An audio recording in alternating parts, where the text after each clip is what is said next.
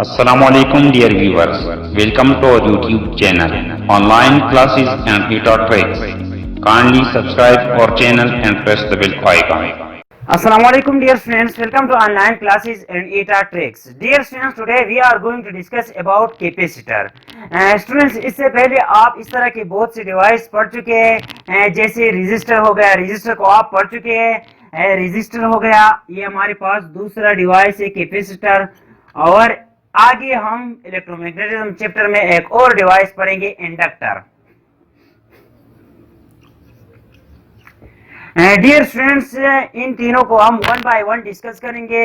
Register को हम ज्यादातर डिस्कस कर चुके हैं, लेकिन इस कोर्स में दोबारा इसको डिस्कस करेंगे। अभी यहाँ पे इस चैप्टर में जो है कैपेसिटर है, नेक्स्ट चैप्टर में रजिस्टर है, और फिर इलेक्ट्रोमैग्नेटिज्म में इंडक्टर है, और बाद में हमारे पास एक चैप्टर आता है जिसे हम कहते हैं एसी एनालिसिस। वहां पे इन तीनों को कंबाइनली पढ़ेंगे, और वहां पे जो सर्किट यूज होता है इन तीनों को कंबाइन पढ़ने के लिए, उस सर्किट को हम कहते हैं RLC circuit. RLC circuit, R means resistance, L means inductance and C means capacitance. तो वहां पे जो वो सर्किट होता है, उस सर्किट में हमारे पास रेजिस्टेंस, कैपेसिटेंस और इंडक्टेंस तीनों की तीनों होते हैं, इसलिए उसको हम कहते हैं आरएलसी सर्किट। डियर स्टूडेंट्स, ये तो बात की बात है। अभी जो हमारा टॉपिक है वो है capacitor.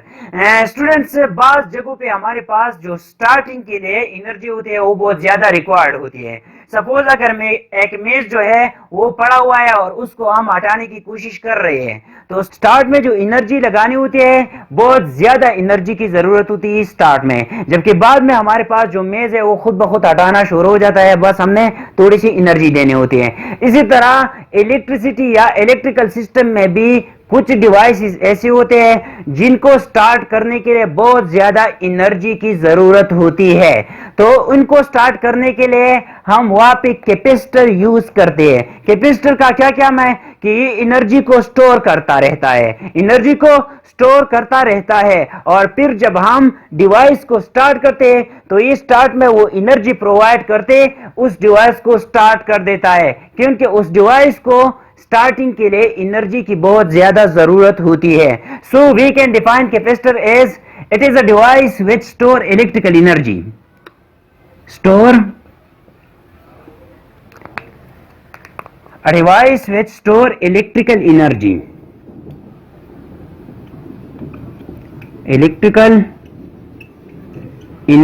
in the form of charges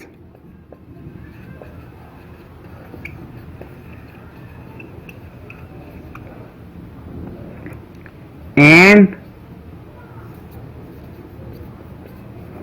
supply it at once। Dear students, जब कैपेसिटर चार्जेस को स्टोर करता है और जब फिर हम डिवाइस को ऑन कर देते हैं तो वो उसी टाइम उस सारे चार्ज को सप्लाई कर देता है एनर्जी प्रोवाइड करने के लिए, क्योंकि डिवाइस जो इसके साथ लगा होता है उसे स्टार्टिंग के लिए ज्यादा एनर्जी की जरूरत होती है। तो ये जो एनर्जी सप्लाई करती है वो पूरी की पूरी चार्ज जो इसने स्टोर की होती है वो सप्लाई कर देती है, और हमारे पास जो डिवाइस होता है वो स्टार्ट हो जाता है। सो हमने कैपेसिटर को इस तरह डिफाइन किया कि ये एक डिवाइस है जो इलेक्ट्रिकल एनर्जी या इलेक्ट्रिक चार्जेस को स्टोर करता है। किस वजह से स्टोर करता है? ताकि जिस डिवाइस को स्टार्टिंग के लिए एनर्जी की ज्यादा जरूरत होती है वहां पे हम कैपेसिटर लगा देते हैं। आप अगर कैपेसिटर एक पंखे से हटा दे, अगर फिर हम करंट सप्लाई भी करें, लेकिन वो जो पंखा होता है वो स्टार्ट नहीं होता। क्यों? क्योंकि पंखे को एनर्जी चाहिए स्टार्टिंग के लिए, तो इसलिए वहां पे हम कैपेसिटर लगा देते हैं। डियर स्टूडेंट्स, यहाँ पे कैपेसिटर जो है एक डिवाइस है। हमारे पास दूसरी टर्म आती है कैपेसिटेंस। कैपेसिटेंस, जिस तरह रेजिस्टर होता था और रेजिस्टेंस होता था। रेजिस्टर जो है ये एक डिवाइस है, जबकि रेजिस्टेंस जो है ये रेजिस्टर की प्रॉपर्टी है। इस तरह कैपेसिटेंस जो है ये कैपेसिटर की प्रॉपर्टी है। कैपेसिटेंस जो है ये हमारे पास कैपेसिटर की प्रॉपर्टी है। कौन सी प्रॉपर्टी है? ये वो प्रॉपर्टी जो चार्जेस को स्टोर करे। The property of a capacitor, the property of a capacitor to store charges is called capacitance. द प्रॉपर्टी ऑफ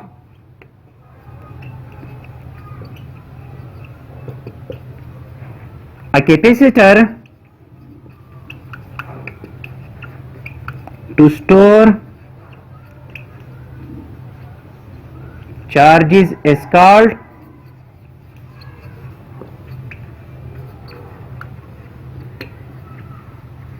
कैपेसिटेंस। अब डियर स्टूडेंट्स वहां पे रेजिस्टर की प्रॉपर्टी होती थी resistance. The property of resistor to oppose current, यहाँ पे कौन सी प्रॉपर्टी है?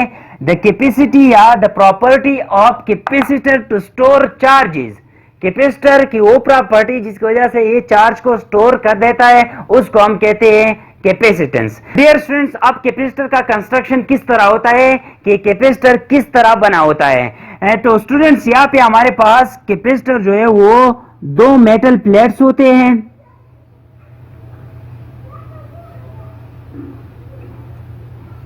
ये हमारे पास दो मेटल प्लेट्स हैं और इनके दरमियान जो स्पेस है ये इंसुलेटर होता है जिसे हम डाइलेक्ट्रिक कहते हैं। इंसुलेटर या डाइइलेक्ट्रिक। ये हमारे पास कैपेसिटर की कंस्ट्रक्शन है। यहाँ पे हम इंसुलेटर क्यों ले लेते हैं या डाइइलेक्ट्रिक क्यों ले लेते हैं? इंसुलेटर इसलिए ले लेते हैं कि यहाँ पे सपोज पॉजिटिव चार्ज जो है वो स्टोर हो गई। ये जो कनेक्ट है ये positive terminal of the battery के साथ कनेक्ट है। ये साइड जो है negative terminal of the battery के साथ कनेक्ट है। यहाँ पे नेगेटिव चार्ज स्टोर हो गए। तो अगर इन दोनों के दरमियान सपोज करें कि डाइइलेक्ट्रिक या इंसुलेटर की जगह कोई कंडक्टर है तो यहाँ पे फिर चार्ज स्टोर न होते। क्यों नेगेटिव जो है इस डायरेक्शन में फ्लो करता और पॉजिटिव जो है इस डायरेक्शन में फ्लो करता और प्लेट्स पे जो है चार्ज जो है वो स्टोर न होते।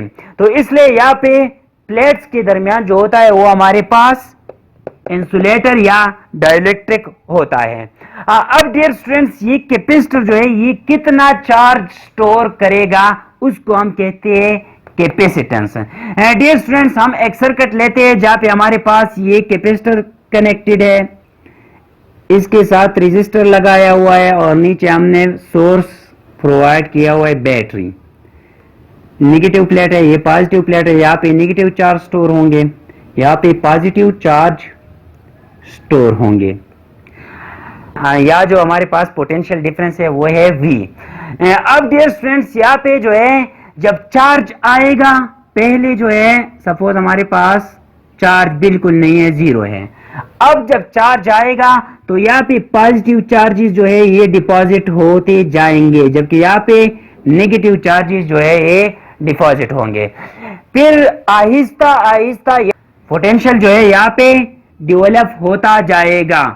तो डियर स्टूडेंट्स यहाँ पे पहले हमारे पास जीरो पोटेंशियल था, फिर हमारे पास 1 हो गया। यहाँ पे फॉर एग्जांपल हमने वोल्टेज अप्लाई किया हुआ है 15। तो यहाँ पे जो पोटेंशियल है ये कैपेसिटर जो है तब तक चार्ज स्टोर करेगा जब तक यहाँ पे जो वोल्टेज है वो 15 तक न पहुंच सके। इन दोनों प्लेट्स के दरमियान जो पोटेंशियल डिफरेंस है वो 15 हो जाए, तब ये जो है चार्ज स्टोर करना बंद कर देगा। कैसे? यहाँ पे जब पोटेंशियल डिफरेंस हमारे पास 15 वोल्ट होगा, यहाँ पे भी हमारे पास 15 वोल्ट होगा, तो यहाँ से जो चार्ज आएंगे ये चार्ज उसको रिपल करेंगे, ये चार्ज जो है उसको रिपल करेंगे, तो और चार्ज हमारे पास स्टोर नहीं होगा। तो ये हमारे पास थी कैपेसिटी ऑफ द कैपेसिटर, जिसे हम कहते हैं capacitance.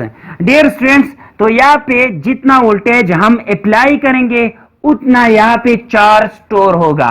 It means charge on the capacitor is directly proportion to the applied voltage. जितना हम वोल्टेज अप्लाई करेंगे उतना यहाँ पे चार्ज स्टोर होता जाएगा। तब तक चार्ज स्टोर होता जाएगा जब तक यहाँ पे पोटेंशियल डिफरेंस बैटरी की पोटेंशियल डिफरेंस के बराबर ना हो जाए। अब डियर स्टूडेंट्स यहाँ पे Q is equal to constant, जो कांस्टेंट है वो है C और V। तो C को जो यहाँ पे है इसको हम कहते हैं capacitance of the capacitor, capacitance of the capacitor. C हमारे पास आ जाएगा Q डिवाइड बाई V। ये सी टर्म जो है ये कांस्टेंट रहता है, ये हमारे पास कांस्टेंट रहता है। क्यों? जब V बढ़ेगा Q हमारे पास B बढ़ेगा।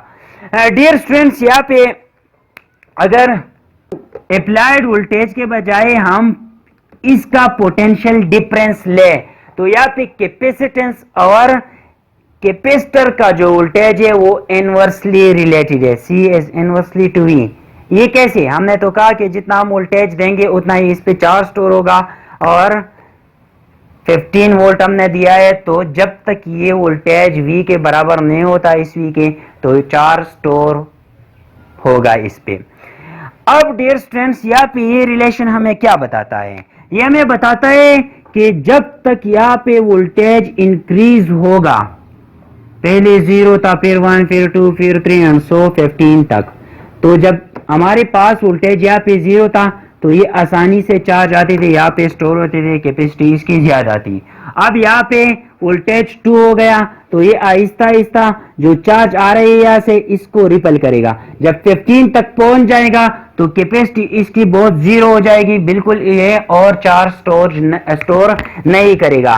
तो यहाँ पे इसलिए कैपेसिटेंस और वोल्टेज जो है ये इनवर्स रिलेटेड है। ये वोल्टेज जो है इस केस में ये potential difference across the capacitor है। Potential difference across the capacitor जब बढ़ेगा तो ये आहिस्ता आहिस्ता चार्ज स्टोर करना कम कर देगा, और आखिरकार जब पोटेंशियल डिफरेंस अप्लाइड वोल्टेज तक पहुंच जाए तो हमारे पास बिल्कुल जो है ये चार्ज और स्टोर नहीं करेगा, कैपेसिटी इसकी जीरो हो जाएगी क्योंकि और चार्ज जो है वो स्टोर नहीं करेगा।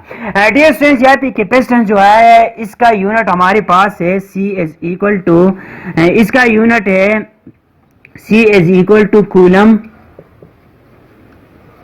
Divide by volt. वोल्टेज का यूनिट हमारे पास है वोल्ट, और ये बराबर होता है फेराड का। कैपेसिटेंस की यूनिट को हम SI यूनिट कहते थे फेराड।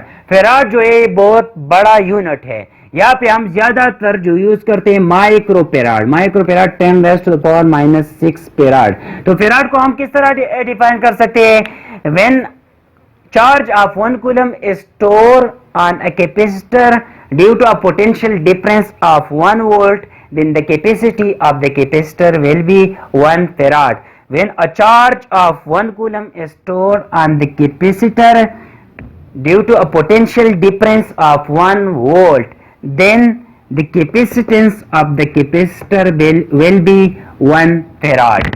डियर स्टूडेंट्स, ये था आज का हमारा लेक्चर। कल जो हम पढ़ेंगे कैपेसिटेंस डिराइव करेंगे फॉर पैरेलल प्लेट्स कैपेसिटर। यहाँ तक अगर कोई क्वेश्चन हो तो आप कमेंट बॉक्स में ज़रूर पूछ सकते हैं। इंशाल्लाह I will try my best to answer your question. Thank you all.